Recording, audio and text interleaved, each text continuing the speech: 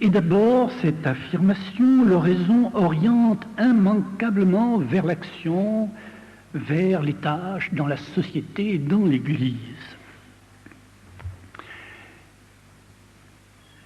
En effet, quand un homme est fidèle à la prière, l'amour de Dieu ne tarde pas à se développer chez lui et qui va tous les jours à la rencontre de Dieu. Et cet amour, en se développant, fait grandir en celui qui prie un désir toujours plus vif que vienne le règne de Dieu. C'est-à-dire que son œuvre sur terre parvienne à son plein accomplissement.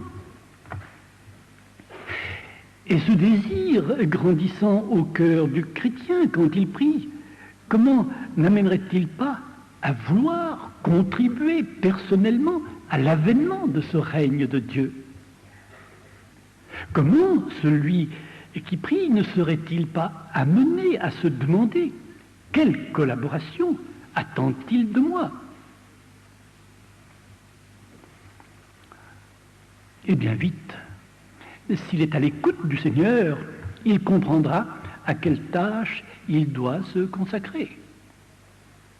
Car Dieu est impatient, si je puis dire, de voir aboutir l'œuvre de création et de rédemption qu'il a entreprise et qu'il entend mener à bien avec le concours des hommes.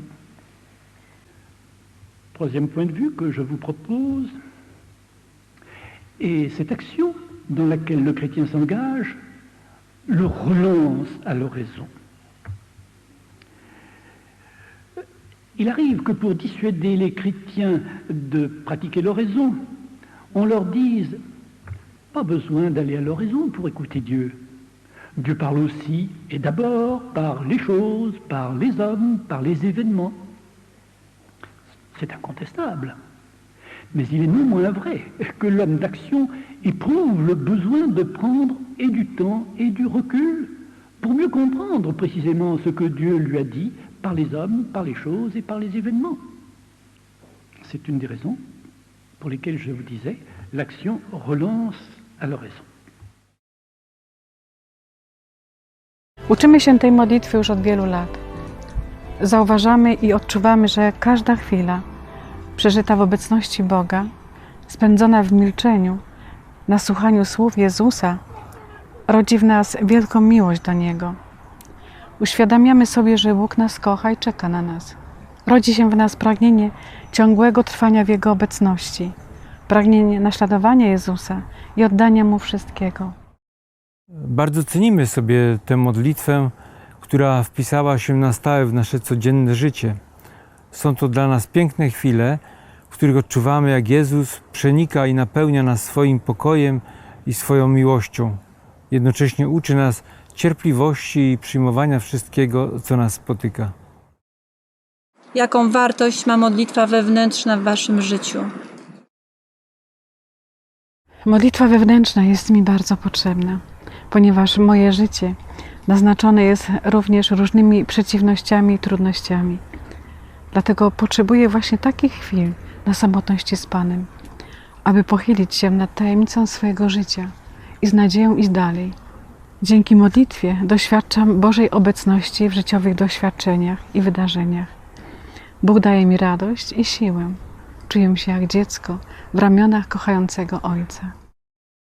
Ojciec Caffarel powiedział, że najważniejszym punktem w budowaniu duchowości małżeńskiej są prawdziwe relacje z Chrystusem obydwojga małżonków. Doświadczamy tego, że nasza indywidualna modlitwa wewnętrzna jest źródłem umocnienia naszej wiary, ale także umocnienia naszej miłości małżeńskiej, która bardziej nas jednoczy oraz przyczynia się do zmiany naszych relacji i otwiera nas na innych.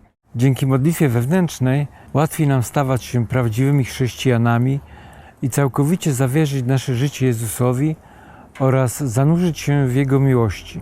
To wszystko daje nam wielką radość i szczęście, którym chcemy dzielić się z innymi.